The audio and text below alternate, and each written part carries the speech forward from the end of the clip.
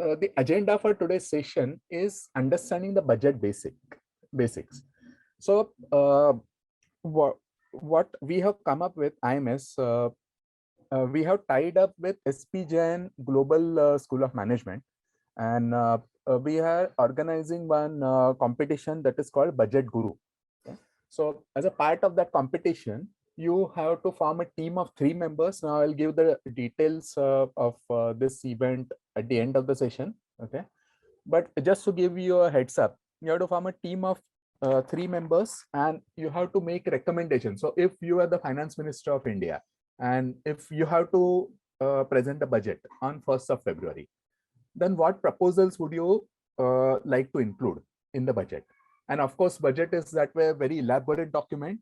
So we don't want the proposals to be completely open-ended. So we have identified some 3 key sectors on which we are inviting your proposals. And then we will evaluate the proposals sent by all the teams. And there is some evaluation criteria, of course, which I will cover at the end of the session, okay, towards the end of the session. Now, the agenda for this session is in order to come up with some good proposals for budget, you should know the basics of the budget and some basic terminologies that are used in a budget. Okay, so we will cover those basic terms in the budget. Okay, and I guess many of you are CAT 22 students, and some of the CAT 21 students are also present in this webinar. And students who are taking my sessions on economics and finance as a part of their GDPR preparation already know that I'm somewhat passionate about this economics and finance subject. So once I go on speaking, it's difficult to stop me before 2 hours. But don't really worry too much about that, because this session will not take more than 1 hour. Okay. Now, as you know, Finance Minister Nirmala Sitharaman is going to present the budget for year 2022-23 in Lok Sabha on 1st of February 2022. Okay, so that is just in a few 6 days from now. Okay. Now, just about 1 or 2 days before the actual budget is presented, an economic survey is tabled on the floor of the parliament. Okay? Now, what is economic survey? Is basically there are 2 parts to economic survey. So it's like an elaborate document on the state of the economy in last 1 year. And who prepares that? So that document is prepared by the IAS officers from the Ministry of Finance, bureaucrats, and it has 2 volumes. So volume 1 is in the form of recommendations, and volume 2 discusses all the factors affecting the state of the economy. Now, if I just go on talking about this, it would be difficult for you to even imagine how this economic survey looks like. So what we are going to do is we will go to this website of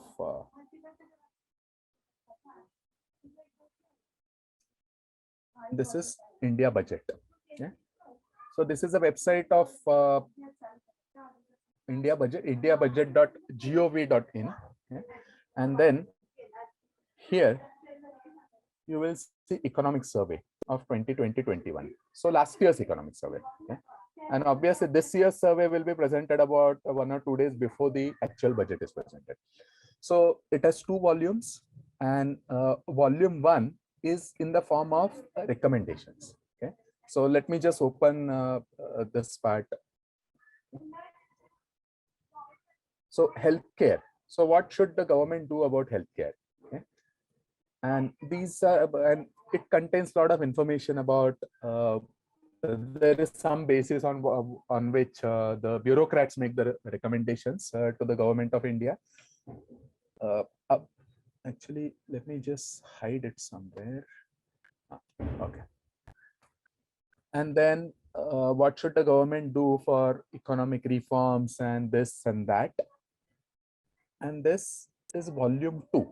So volume 2 is basically the state of the economy in last 1 year. So anything and everything, all the factors that have anything to do with the economy of India are discussed in this. For example, say prices and inflation, and what is happening to crude oil prices, and then how is the rainfall like. So anything that has any bearing on the state of the economy, are those factors are discussed in this volume 2 of economic survey. So this is about the economic survey. Now, once that economic survey is stable in Parliament, you will get the news in the news channels and also newspapers. And they also identify some salient features of the economic survey. So you might want to have a look at that. And again, the recommendations made in the volume 1 of economic survey are not binding on the government. So nobody can question that, hey, in economic survey volume 1, you're saying this, but you're not implemented upon it, okay? Because they're not binding. Then there are again this session is all about terminology. So we are going to understand certain budget terminologies, okay?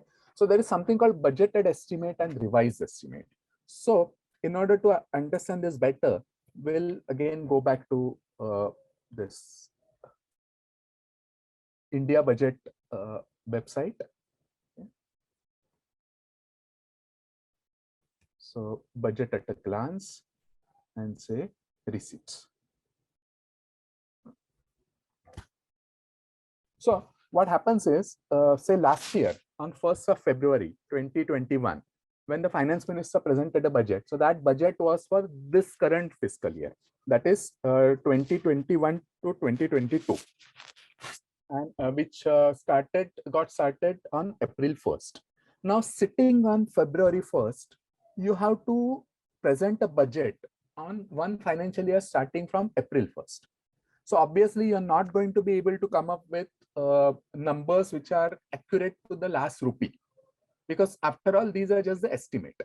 So finance minister presented the budget estimates on 1st of February last year of 2021, okay, for the current year.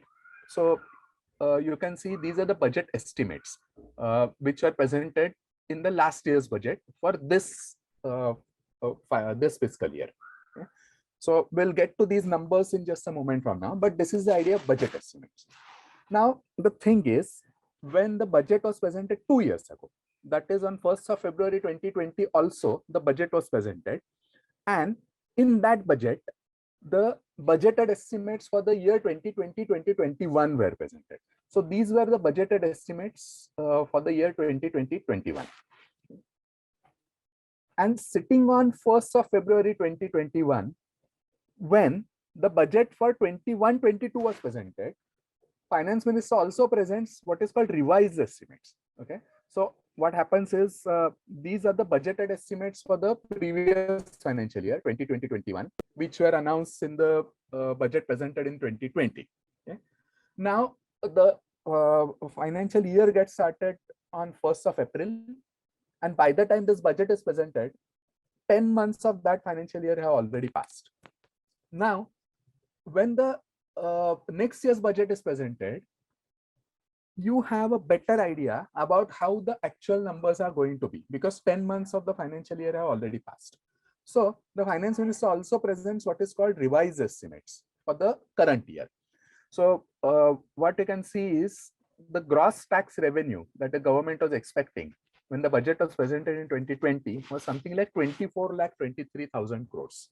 But in reality, or the revised estimates, because of COVID situation in that year and because of lockdown, the revenue collection took a hit, and the revised estimates were downgraded to 19 lakh crores. Now, so similarly, you can see the effect of that in all the numbers. Now we'll get to these numbers sometime later, but this is the idea of budgeted estimates and revised estimates. So this is sort of a timeline. Okay.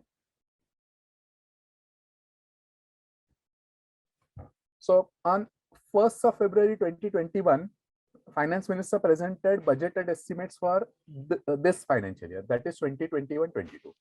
Now on 1st of February 2022, when Nirmala Sitharaman presents budget for the next year, okay, that is 22-23.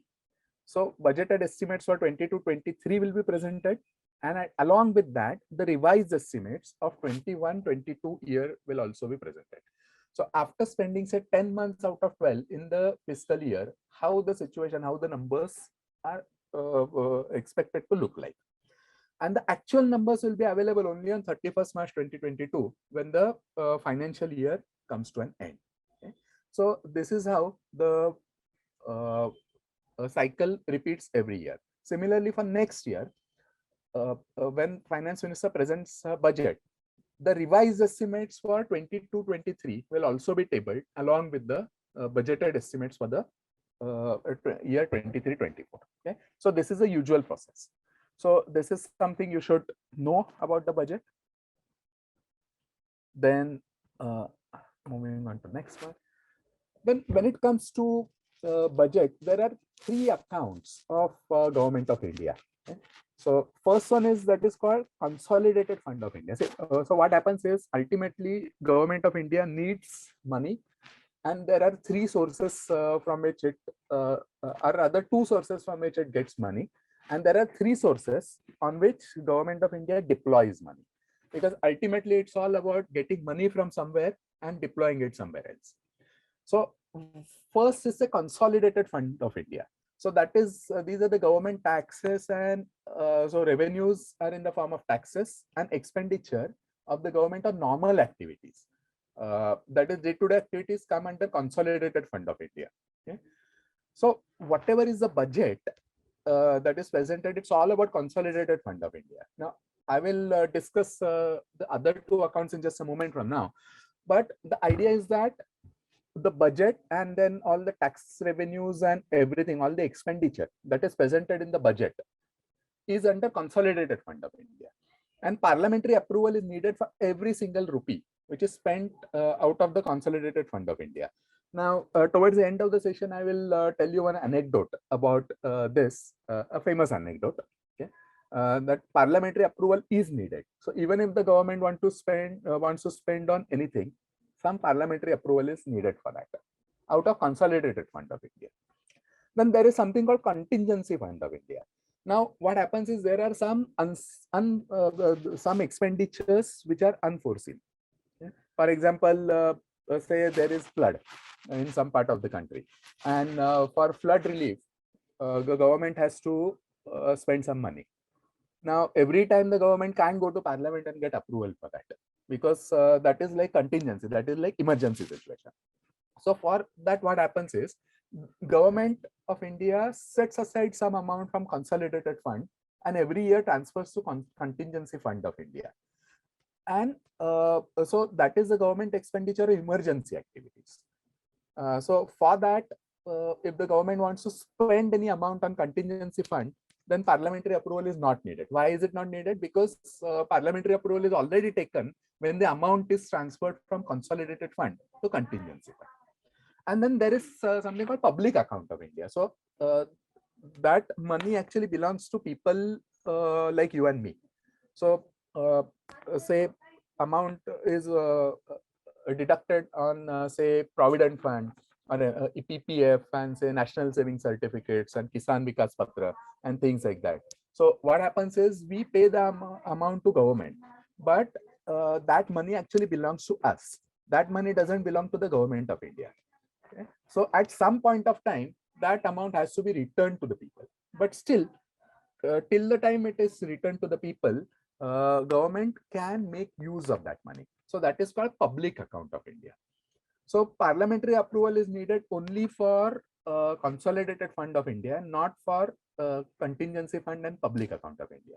So the budget is all about the Contingency Fund, the Consolidated Fund of India. So this is something you should know. Now, this is a screenshot of the same file the same PDF file that I showed you some time back. Yeah? So these are the budgeted estimates and revised estimates for different financial years, as you can see. Yeah? And then there are here you will see something called revenue receipts and capital receipts on the income side. And on the expenditure side as well, you will see something called revenue account, expenditure on revenue account, and there is something called expenditure on capital account.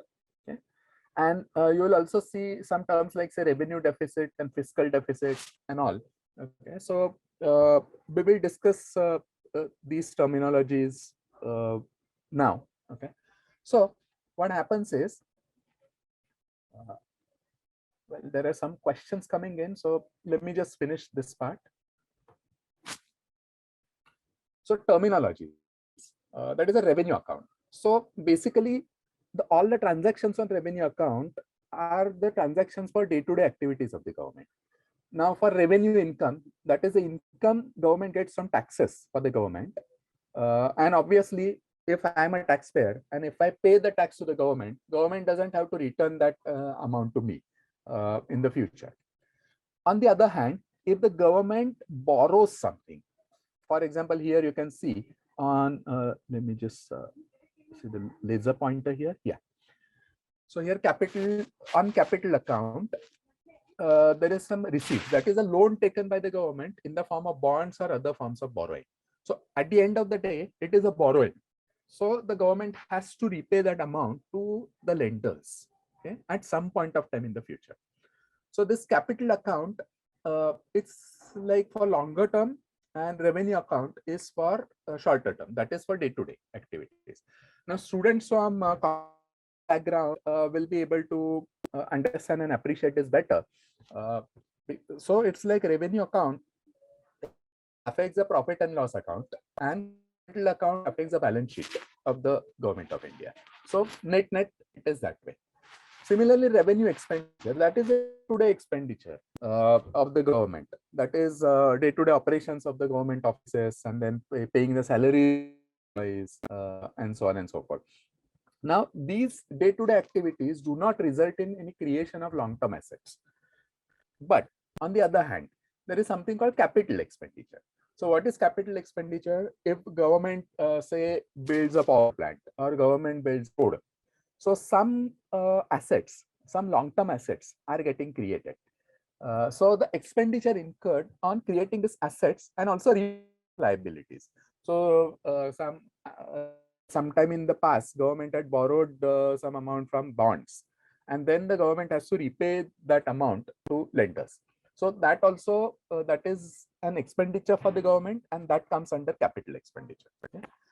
So and there are annexures to budget that mention budgeted and also that is expected revenue income, revenue expenditure, capital receipts, and capital expenditure for the next financial year. So this is what you can see in this screenshot. And I have taken this screenshot directly from the website of indiabudget.gov.in. Okay. So these numbers per se at the moment are not very important. Okay. So this is just to give you an idea. Then there is some, you will come across these terms revenue deficit and fiscal deficit every now and then. Now we'll understand these terminologies in slightly more detail here. Okay, so as you can see here, you have revenue account and capital account. Under revenue account, you have revenue income, that is the income of the government from taxes mainly. And there is revenue expenditure, that is the expenditure of the government on day-to-day activities.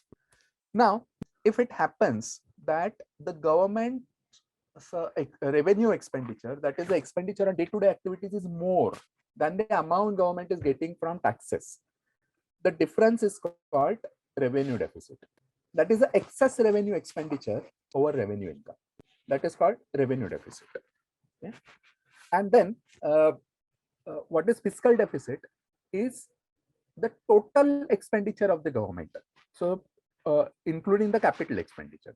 So in the revenue deficit, you consider only revenue expenditure, that is a day-to-day expenditure of the government. You don't consider the expenditure for creating long-term assets. But in the fiscal deficit, you consider entire government expenditure and minus you reduce the revenue income plus capital income except borrowing. So the basic idea is net by how much the expenses of the government more than the income. That is the whole idea of fiscal deficit. And whatever is the shortfall, the government has to borrow that amount from the financial markets in the form of bonds or some other form of borrowings. Okay? So you will come across these terms every now and then, revenue deficit and fiscal deficit. So there is slight difference between the two terms. Okay. Now let me just see the questions. Okay. Oh, well. Oh, okay. So students are discussing. Okay. So I thought there were like 55 questions. Anyway, fine. And then what is this? Please switch on the camera. Yeah. So I told you the reason. Just about 10 minutes before the session began, there's a power outage at my place. So I want to conserve the laptop battery. Okay. So sorry, I can't do that at this point. Anyway, now moving on to, and I also connected using the hotspot of my phone. So suppose the revenue income of the government is 10,000 rupees. Okay? So that is the total income through taxes mainly is 10,000 rupees. And the expenditure of the government on day-to-day activities is say 12,000 rupees. So the revenue deficit considers only the revenue account part, and that is 2,000. Okay? And in addition to this, government also has some capital expenditure for building long-term assets. So suppose that is 5,000 rupees. So what is the total expenditure of the government? So 12,000 here on revenue expenditure and 5,000 on capital expenditure. So total expenditure of the government in that case will be 12,000 plus 5,000, that is equal to 17,000 rupees.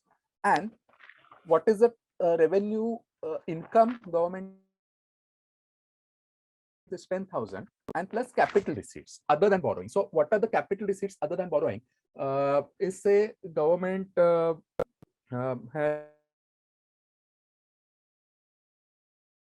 when you say disinvestment, so that will come in the capital receipt. So LIC disinvestment is coming up very soon, and government expects to get something like 80,000 crore rupees. That will go in capital receipts other than the borrowing. Okay.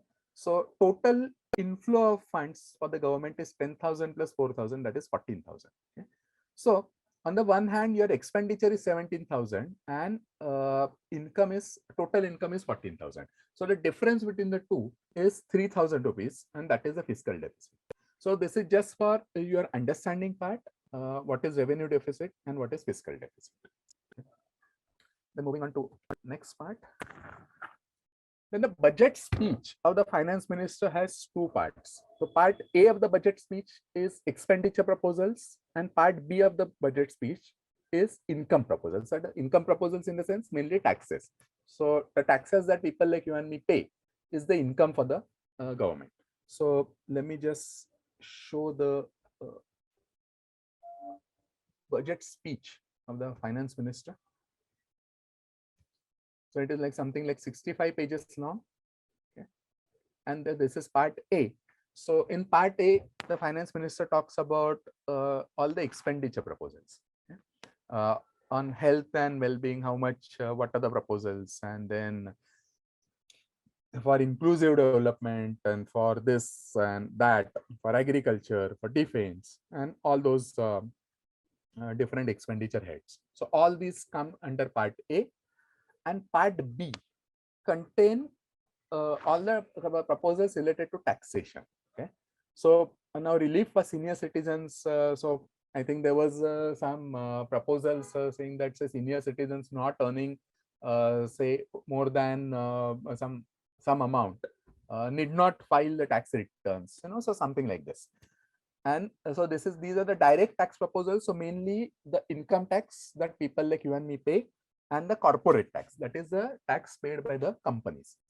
And there are also some indirect tax proposals. So mainly now indirect tax is in the form of GST mainly. And of course there is custom duty and those kind of taxes are still there, but mostly it is GST. Okay. So that is the GST on say iron and steel and electronic and mobile phone industry. So whatever changes the finance minister proposed, textile and chemicals and all those that are contained in part B of the budget proposal. Okay.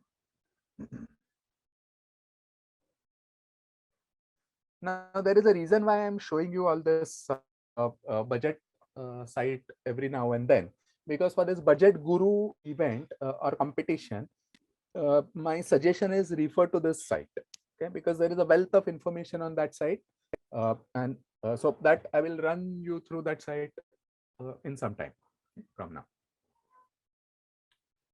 So these are the government receipts, that is the total income of the government. So there is some tax revenue and there is some capital receipts. Okay? So the numbers per se are not very important, but I would like to draw your attention to one point here, that the budgeted estimate for the year 21-22 was, that's a corporate tax, corporation tax, that is 4,46,000 crores, and taxes on income, that is the income tax paid by people like you and me, is like 4,59,000 crores. Okay? So you can see that companies also pay almost similar level of tax as the income tax paid by people like you and me. Okay? And in some years, actually, companies paid higher corporate tax than the total income tax collection of the government. For example, you can see these are the actual numbers for the year 2019-2020, wherein the total corporate tax was 5,56,000 crore rupees, and then income tax was like 4,92,000 crore rupees. Okay? So actually, corporate tax was more than the income tax paid by the individuals. Okay? And then when it comes to GST, now also I would like to draw your attention to these numbers of GST. Okay?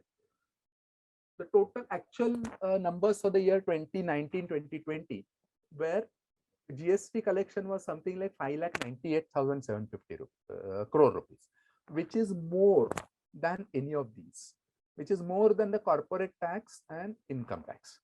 Okay. Let me see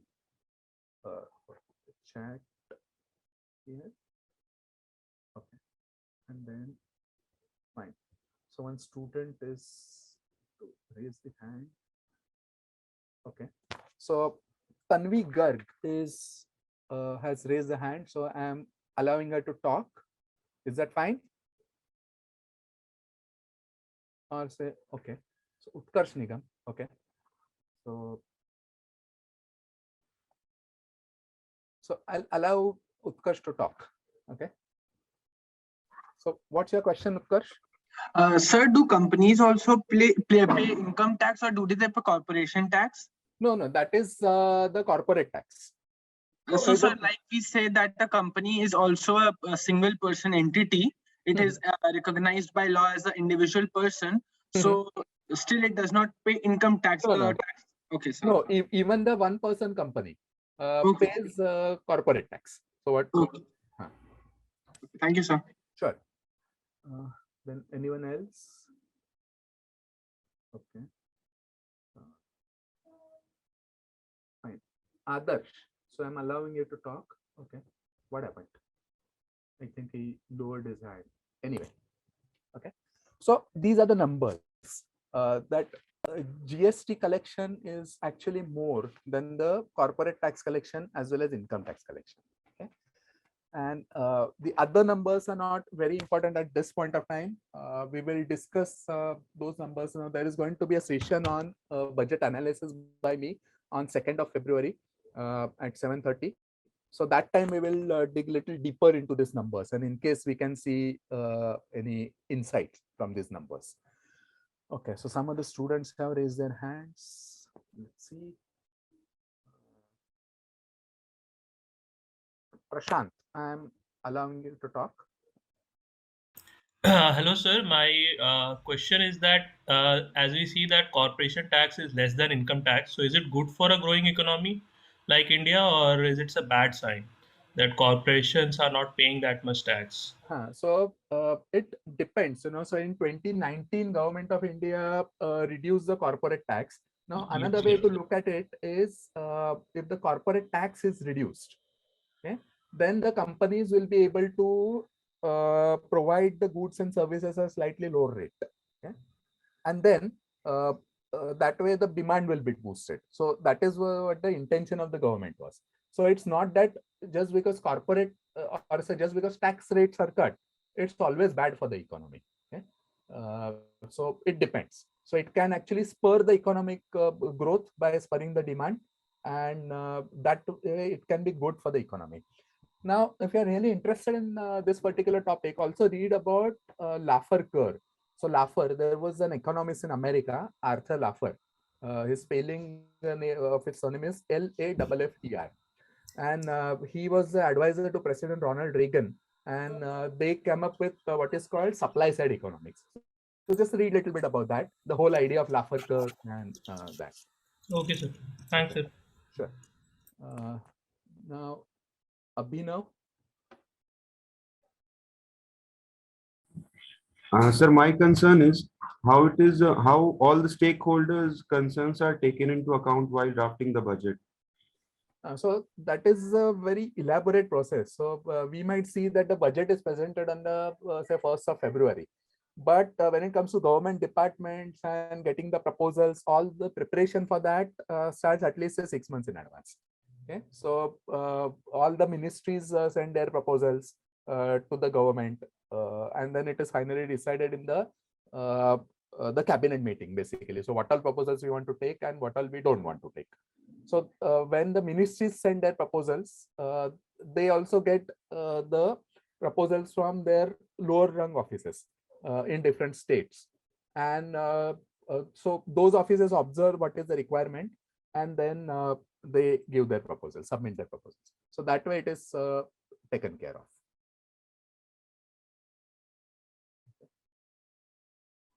Fine. Then Rahul.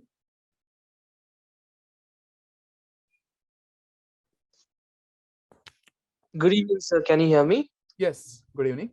Sir, I would like to ask two questions. First one is this session available under the GDPI course? Can we have the recording after that? This recording will be made available. So will it be available under GDPI or where? So that we'll figure out, but we'll make this recording available. Okay. Now my actual question is, why don't government provide like zero corporate tax for the Indian entrepreneurs or the Indian companies to boost Atmanirbhar Bharat or entrepreneurship in India? So there's been a tax holiday given to the startups. Okay, so Okay. that was announced, I think, sometime in 2016 or 2017. I don't quite remember what year it was. So for some years, they don't have to pay any tax. So that was the whole idea. But of course, that was for promoting the startups. So if you have say 0% taxation for a company like Reliance, then probably that's not a very good. No, that's not a good idea. Yeah, that I also agree. Yeah. Okay. Thank you, sir. Where can I get the recording, sir? That will figure out. So it should be there. Say I'll tell them to upload it under say even GDPI. Thank you so much, sir. Have a nice evening. Sure. You too. And now I will take say Anant and one more question. Okay, so Anant. Hello, good evening, sir. Good evening. Good, sir. Actually, minimum alternate tax proposal is around 15% global minimum alternate tax proposal, and whereas our corporate tax is currently effective tax is currently around 25% for company having lesser revenue than 400 crore. So and for developed economies which are having upper hand than us, their tax rate is around 17%, or some are having even 16%. So is there any chance for further tax reduction for corporate tax? So one way to look at this question is that how much was the corporate tax earlier? So earlier it was 35%, but exactly, effective it was 43%. 35 or 40%. Yes. So it has been reduced to 25%. Now, yes, sir, 25%. Yes. Now, whenever any there is any tax concession given to companies, then there are some political repercussions as well that the government has to take into account. For example, there could be complaints that the government is for industrialists and not doing anything for common man, and things like that. So there could be political backlash against such a move. So this is like it's a tightrope walk for the government. So on the one hand, you have to take care of the economy, and on the other hand, you have to take care of your politics as well. Okay.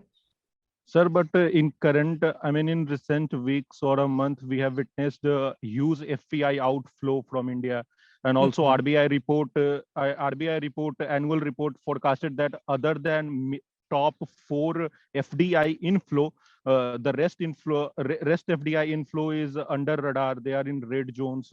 So for attracting more FDIs and other, can it be taken account like? Well, so this FDI, and of course, whatever FDI comes in, and they will form, say, companies in India, and they will be subject to the taxation proposals. But otherwise, other than that, FDI is a different thing. Sir, but FDI inflow depends upon tax, na? Because company competition exactly. Now, is there. So earlier, the tax rates were higher, and over the years, they have come down. Now, I remember, I think in 2016 budget or something, it was presented by Arun Jaitley, and he said that eventually we will match when it comes to corporate taxation rates, we will match the global standards. Eventually. So what is meant by eventually, and how long that's going to take, that is anyone's case. Sir, I'm having one more question, sir. Recently, sir, I've come across an article of 2-3 newspaper which said that we should move toward in personal taxation, we should move toward expenditure-based taxation rather than earning-based taxation. So, what's your opinion about it? The proposal, I have also seen this proposal, something called Artha Kranti. Yes, sir. Yes, sir. Probably that website also has. At the time of demonetization, there was a lot of talk of Artha Kranti and all. Yes. But personally, I'm not very much in favor of that, because of the reason that everyone will have to pay the same amount of tax. Now, the person who is living on the street, or someone who is earning, say, 5,000 rupees a month, or someone earning 20,000, or all the way up to, say, Mukesh Ambani, everyone will have to pay same percentage of tax. Okay, so, will it be right? Because ultimately, that's going to hurt the poor people more. Effectively, that will be called a regressive taxation policy. Exactly. Terminological terms. In terminology. So, people from lower income group effectively pay higher tax. That is a regressive tax. So, it is not politically feasible thing to do, actually. Thank you, sir. Sure.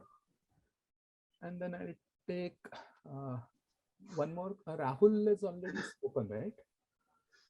I guess so. Rohit?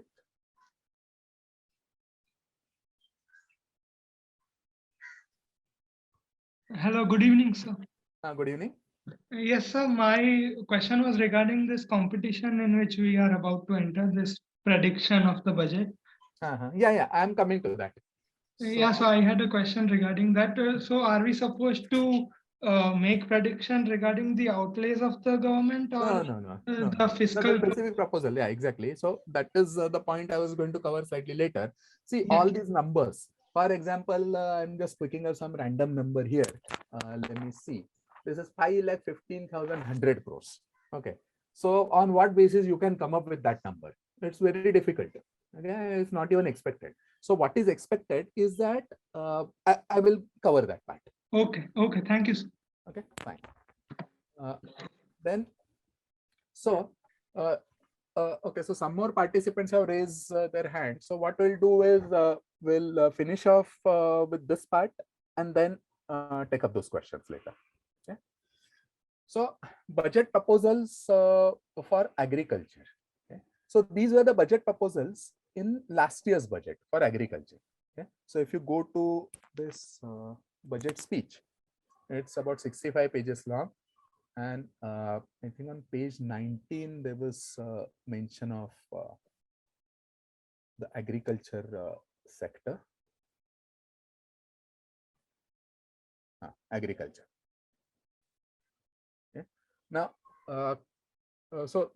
some proposals have been mentioned, and there some proposals have been mentioned elsewhere also. Okay, some other proposals. So these are the some of the proposals of the government under agriculture section. And so this is just a summary of that. Okay, so this is just to give you an idea of what the budget of last year contained on agriculture. That is, minimum support price should be 1.5 times the production cost for all commodities, and agricultural credit target of that, whatever it is. So and also about 3 years ago, government came up with that. So the idea was that all the farmers having land holding of less than 1 acre were given, I think, some 6,000 rupees per year or something. Okay, so that was called PM Kisan scheme. Okay? And then I think 2 years ago there was another proposal that is called Kisan Rail. So whatever say agricultural produce is taken from point A to point B in the country through that Kisan Rail.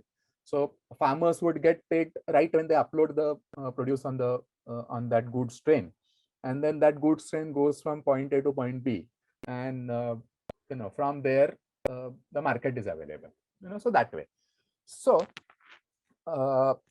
my suggestion is okay. So I'll just finish this part first. And similarly, there were some proposals for startups, and then there are some proposals for Atmanirbhar Bharat. Okay, in last year's budget. Now, what we want you as a part of Budget Guru event. So this is a sort of a timeline for Budget Guru event. So 26 Jan 2022, that is today, we had this budget basics seminar or webinar. Then you have to form a team of 3 students. All 3 should be IMS students. You have to register your team, and I will also show how to register that. And then you have to submit your entries. So what sort of entries we need? Okay. So you can just scan this, and you will be directed to the website, or otherwise this is a Budget Guru website for IMS. So imsindia.com/campaign/budget.guru.html. Okay. So you can register a team here, and whatever name you want to give, any innovative name. And then there has to be one team leader, and then of course you have to enter the IMS pin for all the 3. Okay. And then we want proposals on any 2 of the 3 areas mentioned. So agriculture, startup, and Atmanirbhar Bharat. So what do you think will be included in the budget? Okay. So what proposals will be there for 2 of the 3 areas? So whichever 2 you want to pick in the budget. Now, as I said sometime back, we don't expect you to come up with the numbers. For example, somewhere there was mentioned that some amount of some 1,14,000 crores or something was set aside for a minimum support price of paddy. So on what basis you can come up with that number? It's very difficult. Okay? But other than that, what proposals do you think without coming up with the numbers? Okay? If you can come up with numbers and those numbers match, great, amazing.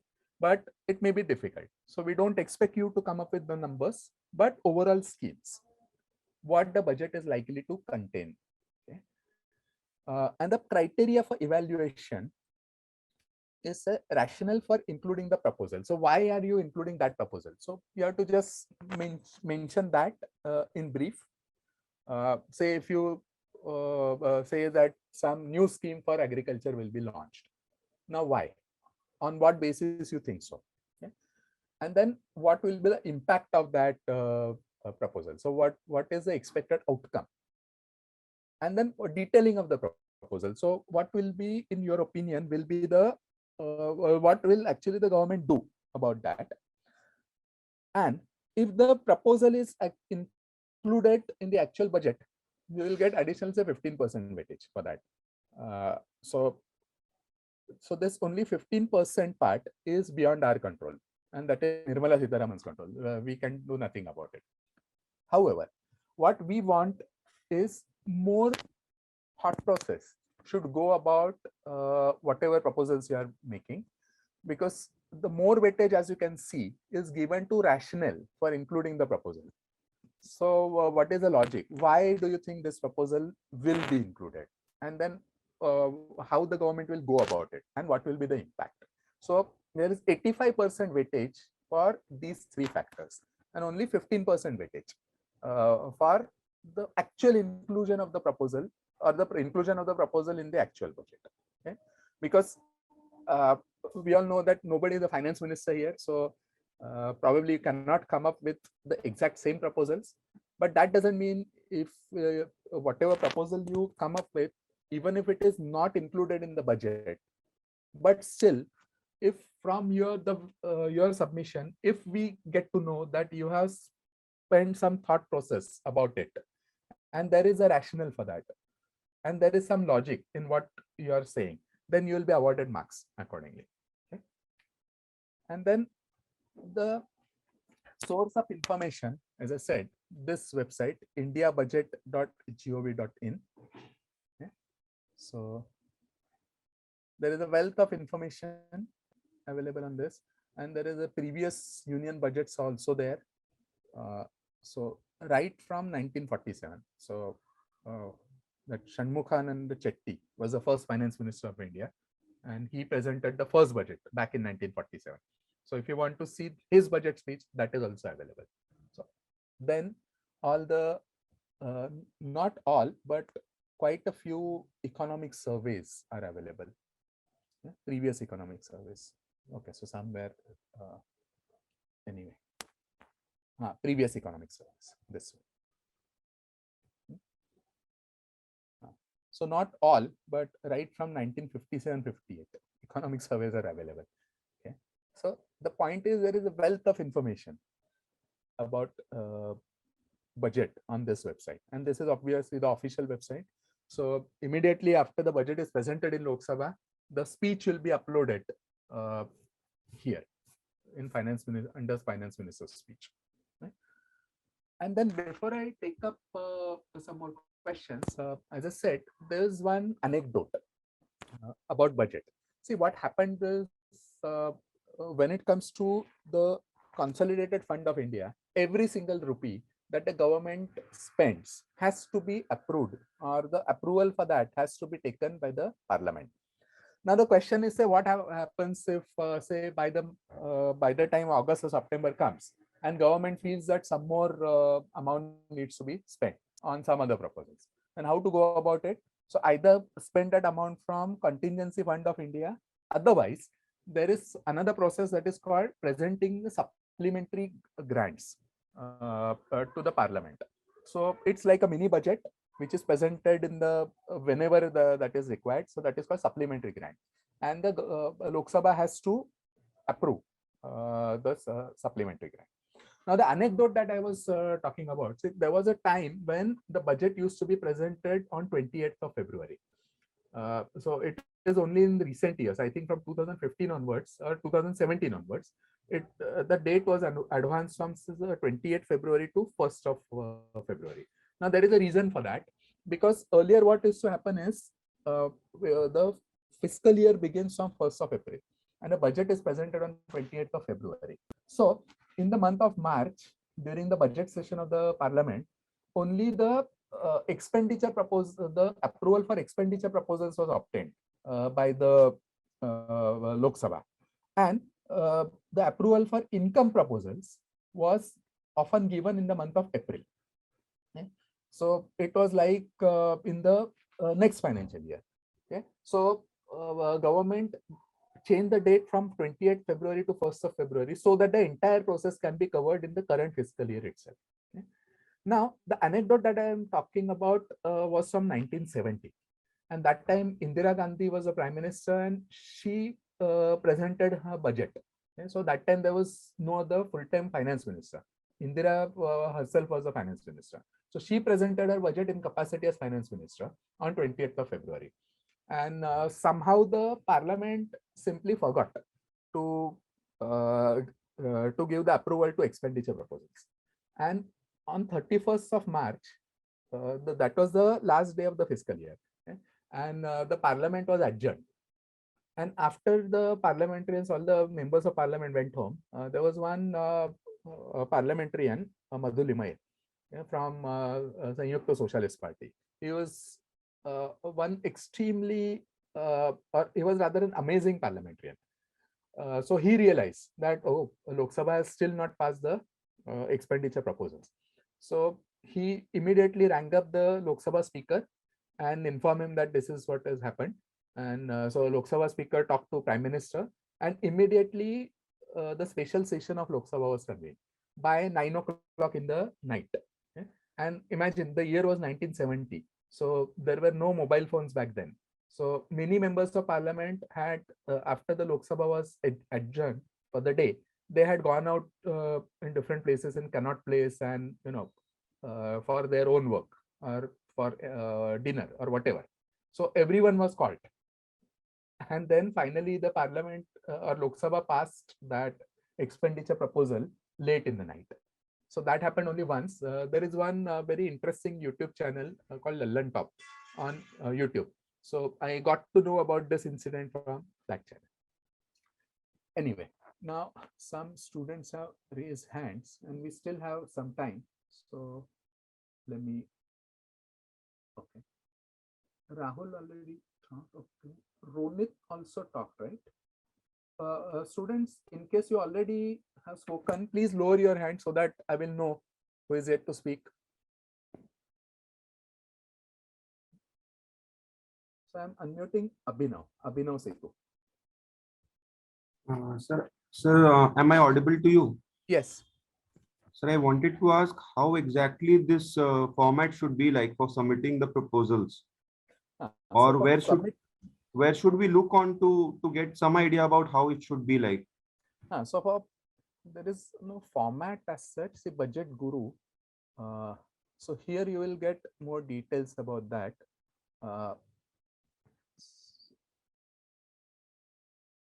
So rules to upload the budget proposal. So written solution needs to be uploaded here. There is a link. Okay? Latest by 11:59 p.m. on 31st of January. Okay? Not more than 700 words. Okay, and then there are some formatting rules. So you have to basically make one MS Word file, or of course, and then convert it to PDF. So please submit PDF versions only. Okay, so these are the rules. Okay. So have I answered your question? No, sir, you have answered. Sorry to say, but it was a partial explanation of what I asked. Sir, what I wanted to actually ask is what exactly should be the, I mean, the outlay of the PDF which we are going to make. Is there any specific format or any protocols to be followed by while formatting that? Just format and protocol is just that this one. They have given a font, Roman numeral, font size 11, 1.5 line spacing. That's it. And other than that, what we want is the content. All right. All right, sir. I think you have answered my query pretty well. Thank you, sir. Okay, sure. You're welcome. So may I ask another question if you don't mind? Oh yeah, sure. So when let's say a budget is introduced in the parliament, so does the ruling party consider the political landscape as well while doing it? Of course, because after all, it's all politics. Okay. So why do you think in 2019 PM Kisan scheme was announced? Yeah, but yeah, exactly. After that, there were protests. Because there were the protests were about farm bills. That 2019 interim budget, PM Kisan scheme was announced because country was going to polls in 2019. Okay, just in 2-3 months from then. So is it likely that considering the current political landscape, something about farmers is again likely to come up? Yes, very much likely. Okay. And so how it will be? So what it will be, that is the proposal you have to present. Yeah. So which holds more importance, like politics or like actual budget in the eyes of the government? Well, it's a tightrope walk for the government. So they have to balance both. So there is no clear priority given to any one of them. It depends. See, if elections are approaching, then obviously in the general election year, I've been following these budgets for really long time now, and every year I have observed that in the general election year, it is more of a politics. In other years, probably there are some path-breaking proposals introduced. For example, in if you go really back in time, then in 1992, Manmohan Singh's government, the Manmohan Singh's the finance minister, The introduced some LPG, right? proposals. Yes. Then in 1999, it was Yashwant Sinha who introduced the FDI in insurance.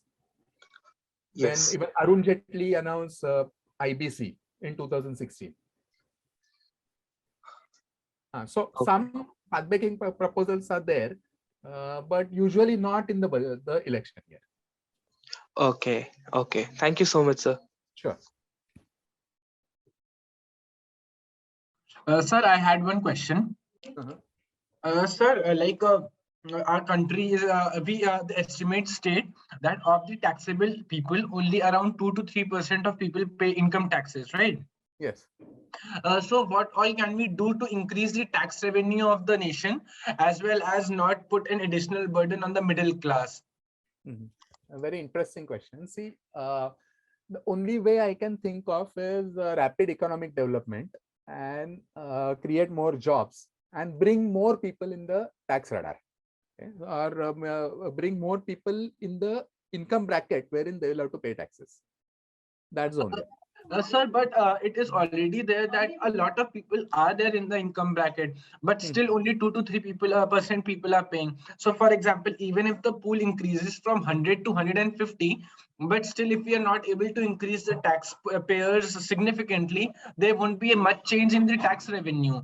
So, what can be a holistic approach that increases tax revenue in a great manner and still not affect the people negatively? So, to some extent, I feel GST is an important step. Now, in many places, it has been seen that for many products, actually, after the introduction of GST, the prices have gone up. Now, why did that happen? Because earlier, when there were multiple taxes to be paid, sales tax and then excise duty, this tax, that tax, and all. So the tax evasion was slightly easier. Okay? So because of that, tax evasion actually used to take place. Okay? Of course, I would not say that nobody used to pay the taxes. No, but still, so there was quite a significant leakage. Now, what has happened is, because of GST, the system is such that it is easier to catch if someone is evading the taxes. Now, recently, some businessman from UP was raided, right? And some 300 crore rupees cash or something was recovered from that place. So how did the government come to know that he was holding on to so much cash? Because of this, he was obviously a businessman, and all those business transactions were scanned. So his vendors are paying GST, his suppliers are paying GST, but this guy is not paying. So what is going on? So because all the entries are computerized, it is easier to keep track of all this. So more use of technology, that is one thing I can say. And second thing is, of course, one good thing that has been done is making Aadhaar card and PAN card mandatory for all transactions. Now you cannot just open a bank account without having an Aadhaar card and PAN card. Similarly, registration of property and things like that. Now, if the same Aadhaar card and same PAN card is being used at say multiple places, and say someone has purchased a property worth say 5 crores, then what is the income tax paid by that person? So that way it will be easier to track, so once you have more use of technology in such things, it would become easier. So that's the only thing I can say. But in general, personally, I believe that overall the government should cut the taxes. Okay, because ultimately government should reduce the expenditure and cut the taxes and let people have more money flowing in their hands. So that will boost the economy more than having say maybe so many welfare schemes and other things, so many subsidies. Sure, sir. Thank you, sir. Sure. Sir. Yeah. So do we have to include only the revenue part or expenditure part, or we can include both of them? No, only expenditure part, because the revenue part will not come in agriculture and startup and Atmanirbhar Bharat. It will be only expenditure part. Okay. And one more thing, sir, we are going to have elections in 5 important states. So is there anything that comes to your mind regarding expenditure in those 5 states? No, as per the rules of election commission, that cannot be done. Okay. So there will not be any specific It's too UP late now. related or Punjab related proposal. Okay, it's too late. Budget. It's too late. Okay. Yes. Then any other question?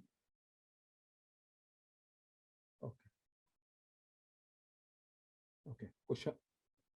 Shoaib.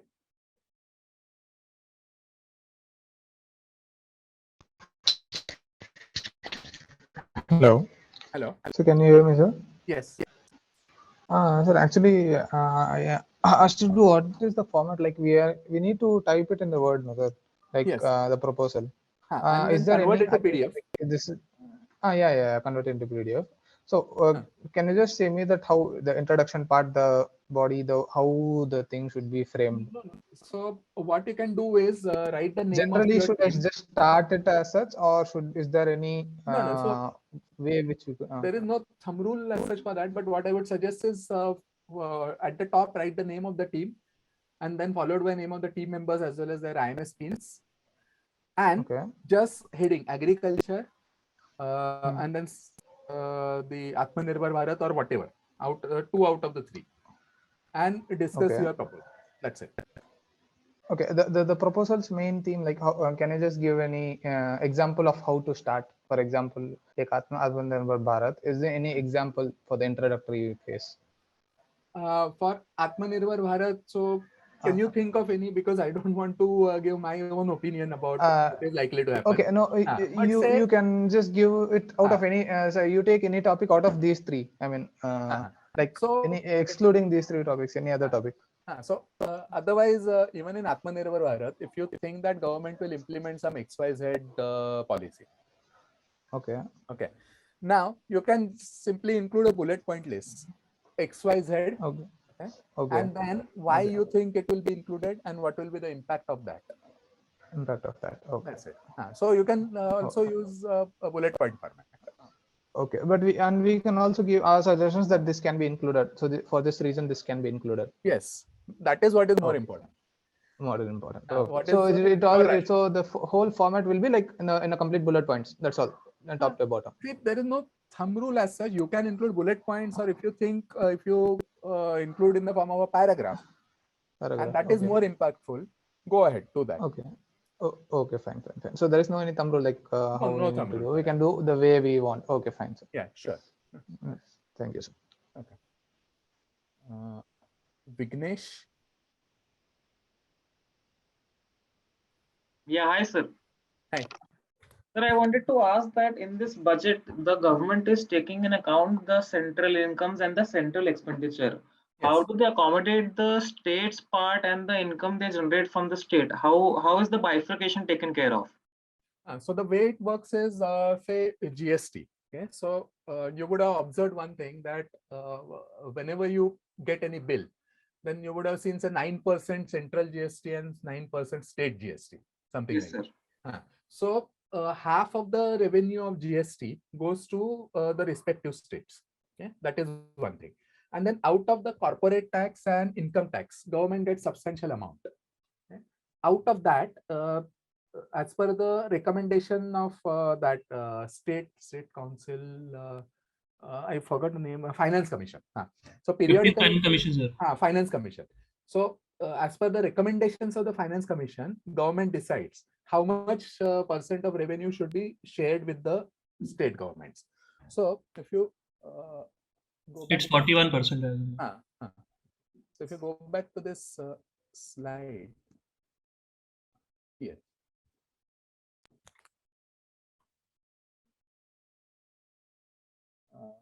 So out of entire tax revenue, government shared 6.5 lakh crores with the states. So this is state share. and this is the center's net tax revenue. So out of whatever tax revenue they had, 20.1 lakh crores minus 6.5 lakh crores, so that comes out to be 13,56,000 crores. So this is the center's net tax revenue, and then all the expenditure of the central government are fit in this this bracket, the central tax revenue. Okay. And states have their own budgets as well, right? Yes, yes. So states have their own budget, and so what is the source of revenue for states? So whatever is coming from the center. Okay. And also for some commodities, there are state level taxes as well. For example, for petroleum, there are state level taxes as well. Petroleum doesn't come under GST. That 100% will go to the state government. No, there are some central government taxes as well as state government taxes. So to whatever extent is the state government taxes, that part will go to the states. Right. So on that, the Financial Commission won't decide. That is already pre-decided. Apart from that, the Financial Commission decides. Other than that, Finance Commission decides. Right. Thank you, sir. Sure. Okay. Now I'm unmuting Anukriti Chaturvedi. Good evening, sir. Good evening.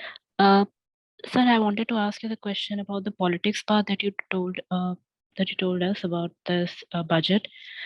When we'll be making the predictions, should we take the aspects regarding this politics as well, or should we ignore it?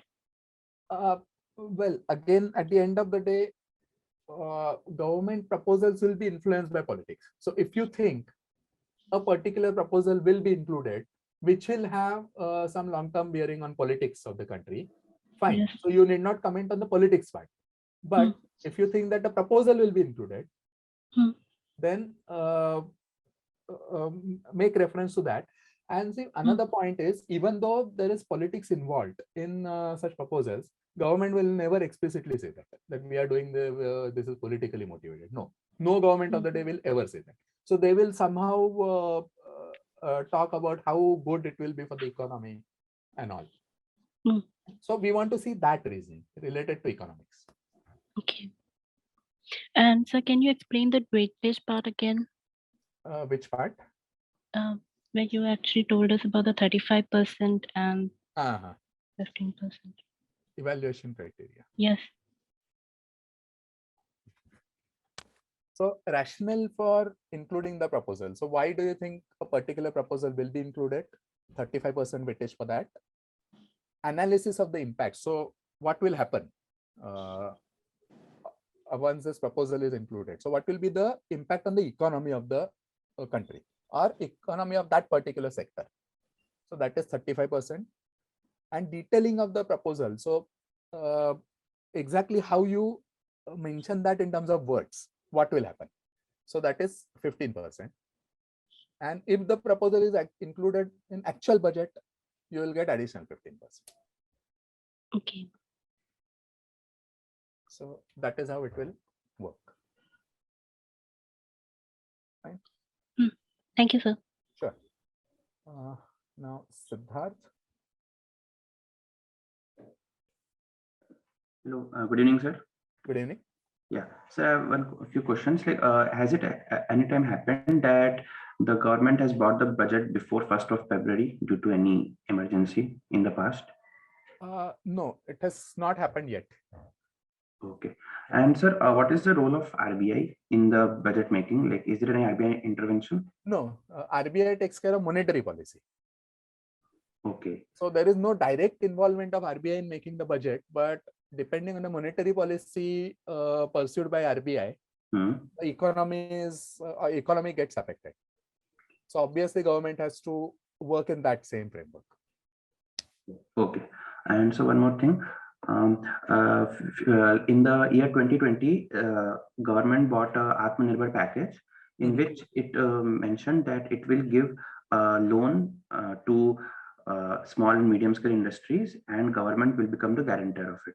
So suppose if a SME take the loan and he's not able to pay it, then the government has to write off eventually. Then in what expenditure it will go to? Will it go to capital expenditure or revenue expenditure of the government? It will go in a revenue expenditure, in my opinion, because whatever are the expenses for that will happen in that year. But is it like the company has taken loan and it should not be seen like an asset creation or something, because it has gone for business purpose? So no, ultimately, first of all, the government is not creating that asset. So only the government is creating the asset that will come under capital expenditure. And secondly, it's actually an NPA which the government has taken over. Another way to look at it is.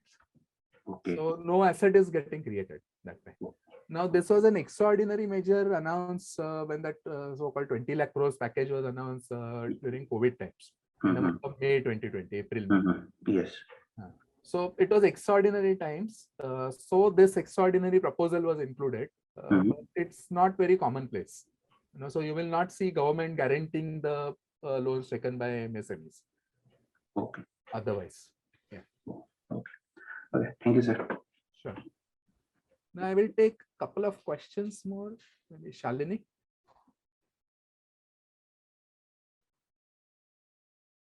Hi, sir. Hello. Hello, sir. Am I audible? Yes, you are. Okay, sir. The last point of criteria for evaluation, which says inclusion of the proposal in the actual budget, you will get 15% weightage. So when you said actual budget, so is it the real budget that is going to be presented on the 1st of Feb? Yes, exactly. Okay, so like we will submit it by the 31st of Jan. So is it possible that they can have a look by 1st of Feb? Who will have a look on the 1st of Feb? So as you said that the members who are involved in the actual budget. So finance minister? No. Finance minister will not have a look at your proposal. No? Exactly. Then why it is included that? Why is it included? Because see, ultimately, if you want to make sort of quote unquote estimate about anything, then what's the best way to measure that? Whether whatever you estimated came out true or not. Now, having said that, it is rather difficult to do that in an exercise like budget. That's why we have given only 15% weightage for that. But if the competition is about, say, maybe how many runs Team India will score, or by how many runs Team India will lose the match, that is a better way of estimate. Then probably you can include a proper number, like say 83 runs. And if the actual result comes out to be 83 runs, then you will get that entire credit for that. But the budget proposals are different that way. So that's why we are given only 15% weightage and not the 100%. Okay, so like the student of IMS is only going to take part in this competition, or yes, only IMS students. So you have to enter the IMS pins of all the members of your team. Okay, sir. Thank you. Fine. So the minimum number is 3, or can 2 people take part, or 1 person can take part in it? No, 3, a team of 3. Okay. So now my question is, if there is any question about the competition as such, only then raise your hands. And otherwise, we can take this question on your questions related to budget on a different forum. Yeah.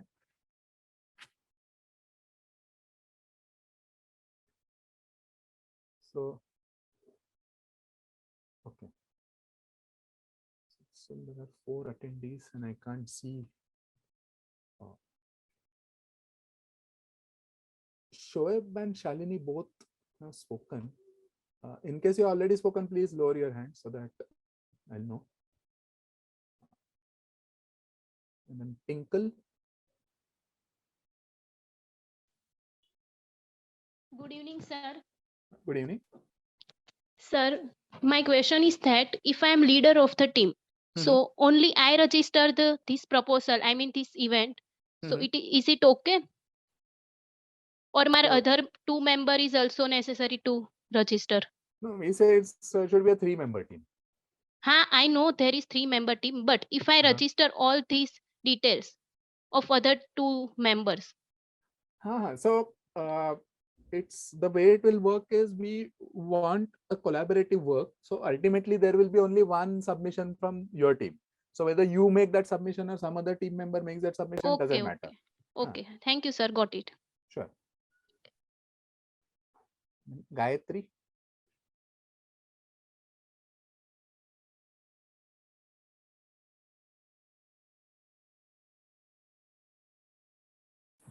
Sorry, I was speaking.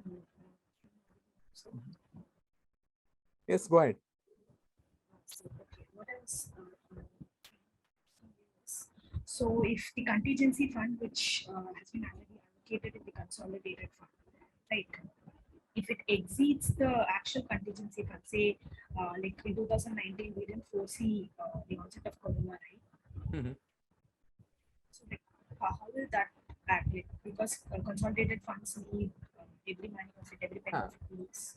So in that case, what might happen? So I'm not really sure whether any situation like this has arisen any time in our country.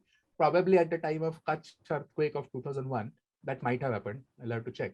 But my guess is in that situation, what government would do is take some money from public account of India. Because whatever PF and other dues that the government has to pay to people like you and me, they are not payable immediately. They will have to be paid at some point of time in the future. So till then, government can use that money. So that is my idea about how government might be going about it. Right? And we'll take one last question, Pushagra Singh. Oh, am I audible? Yes. So my question is like, suppose I have an idea.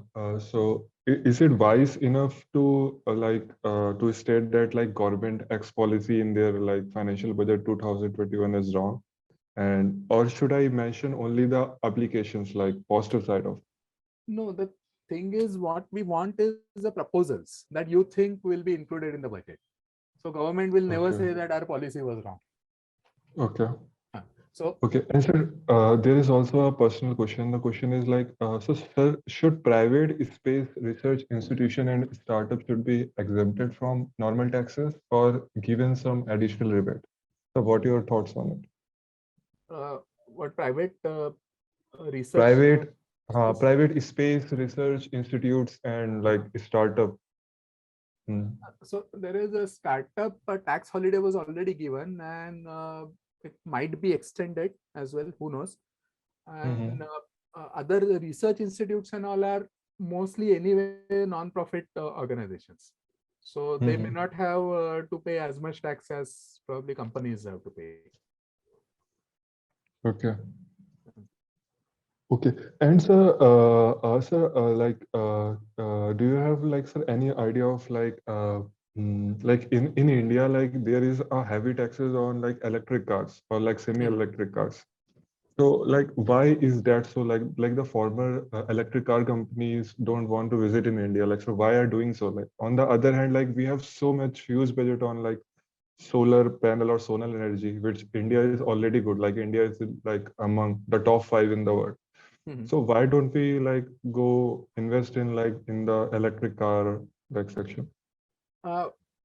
One reason could be say there have been specific proposals in last year's budget, or actually in the budget of 2020 on electric cars.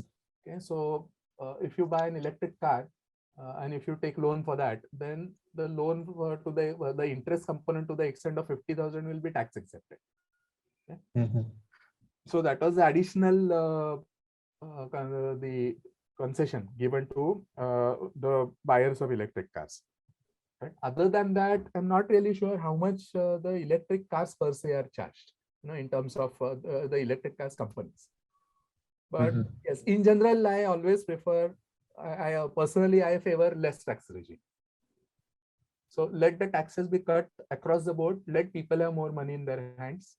and that Okay. will spur the demand, and that will create more jobs. So that So is just where like from the 3 subtopics, I choose like agriculture and startup. So like how many points like I can give in them? Like is there like any limit or for so ideas? overall we are saying stick to 700 words. So within that, whatever you can include, you can, and it's not that so you have to mention only say these many points, or only 1 point, or say 5 points, or whatever. So And so like and so figures are not important as such, so no, like yes, the figures are numbers. not important, because Okay, nobody can thank- come up with the idea that government will spend say so many crore rupees. 1,14,233 crores. So, how can anyone come up with that number? It's very difficult. Okay. So we don't Thank you, expect sir. you to do that. Thank you so much. Sure. Sir, will there Sorry, be sir, for any disturbing you, but you mean to presentation say now? if we don't add figure, then is it okay? Yeah. And say if Okay. you want, then you can always include the approximate range, but you will not be penalized. Okay, so if you mention say 1 lakh crores, an actual number comes out to be 1,20,000 crores, then that will not be taken negatively against you. Okay, okay, sir. Sure. Sir, will there be any presentation round of something? No, there will not be any presentation round. Okay, only proposals and results will be Proposals. declared. Yes. Okay. Fine. And maybe just one last question now, Vinith.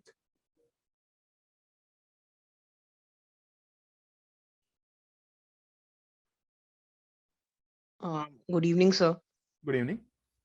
Sir, like while making our expenditure chart, do we need to consider the ideology of current government? What if any sort of ideological crashes happen? Like for an example, if current government is more inclined towards capitalist ideology, and I want to include some socialist views in my expenditure chart. So like, do we need to follow their ideology, or we can add whatever we want? Now to answer your questions, there are two things. Firstly, what we want is what you think will be included in the budget. So if you think some policy will be included, then go ahead and make reference to that. And secondly, about this capitalist ideology and socialist ideology, to answer that question, see, that way no political party in India is heavily capitalist. So even the current regime, though it is nationalist or though it is rightist in terms of political views, but in terms of economic views, they had that Ayushman Bharat Yojana. So it was like universal healthcare, and then Ujjwala Yojana, this Yojana, that Yojana. So there are so many Yojanas like this. So all this is not an example of capitalist government. Okay. Sir, like example, they say like government has no business in business. So they basically believe that we have to leave our corporates totally independent. Like for an example, if I include the policies in my expenditure and budget, that will give any sort of not give any sort of independence to corporates. So basic question is, we have to consider their ideology, or like we can add whatever we want, right? So whatever it is, there are two things. Firstly, if you think that will be included in the budget, that is most important thing. Okay, and why you think it will be included in the budget, and what will be the rationale, and what will be the impact. So that's all we want to see. Okay. So the criteria should be, you should be fairly convinced that it will be included in the budget. Yeah, sure. Thank you, sir. Sure. Yeah, you're welcome. Fine. So still, and I think it's almost 6:30. Okay. So maybe one last is Namit. Hello. Hello. Am I audible? Yes. So my question is, country might be spending some of its fund in inventory as well. So do we consider that fund as a consolidated fund or the contingency fund? Want inventory in the sense? In the sense, the stocking of products which can be used during the emergency, So stocking of agriculture products and all. Yes, Yeah. agriculture, medicines. So expenditure for that will come under consolidated fund. The Consolidated funds. contingency fund is only for those natural calamities and things like that. Okay. Okay. Fine. Thank you. I have very short question to ask. So it is the 700 proposal, the 700 words for proposal. Is it for each proposals or both the proposals combined? No, both the proposals combined. Okay, sir. Thank you so much, sir. Sure. Sir, can we come up with creative names like earlier we had Atmanirbhar Bharat and we had Ayushman and then these kind of creative Yes, names? very much. Actually, for some reason, this government is very fond of these names. So that Exactly. PM Kisan, so that stands for Krushi something. So it's an acronym, KISAM. Okay. So that way, if you can come up with some acronym like this, then great. Okay, sir. Fine. So let's call it a day. Okay. So all the very best to all of you and submit really interesting and really good proposals. And looking forward to going through your proposals very soon. Okay. And we will announce the results in due course of time by, I think, 5th of February. By that time, we expect to be able to decide the winners. Okay. Fine. So all the best. Thank you, sir. Yeah. Thank you.